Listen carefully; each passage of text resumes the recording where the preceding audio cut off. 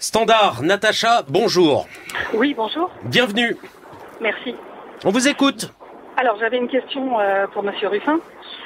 Vous parlez toujours des entreprises comme si on était toutes des entreprises du CAC 40 et puis des grands groupes. Moi, je suis chef d'entreprise d'une toute petite PME, familiale, où tout le monde s'entend relativement bien. Et vous agitez constamment un petit peu le chiffon rouge du entre guillemets salaud de patron qui sert votre discours. Est-ce que vous croyez pas que vous êtes que vous avez un discours qui est un petit peu dépassé maintenant? Le tissu industriel et entrepreneurial français, c'est pas du tout les entreprises du CAC 40, c'est des PME où tout se passe très généralement très bien. Et finalement, votre discours, c'est uniquement pour vous maintenir dans un poste politique finalement. Voilà. Pour anecdote, aujourd'hui, moi, je suis tombé hier dans le cadre de mon travail. Ça pourrait être un accident de travail. J'ai une entorse qui me fait atrocement souffrir. Et ben aujourd'hui, je vais travailler mes 12 heures. Si c'était un employé, il se mettrait en arrêt, ce qui est bien normal. Et vous, je le rappelle, Natacha, vous êtes chef d'une petite entreprise. Merci pour votre intervention sur France Inter. François Ruffin vous répond. Bon, quand on dit les entreprises, pour moi, ça n'a pas de sens. C'est comme quand on dit les poissons.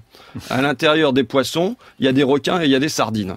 Et j'ai par exemple consacré une de mon journal qui s'intitulait Camarades patrons pour montrer qu'il pouvait y avoir bien plus d'intérêts communs entre les salariés et les patrons de PME que avec les dirigeants des multinationales.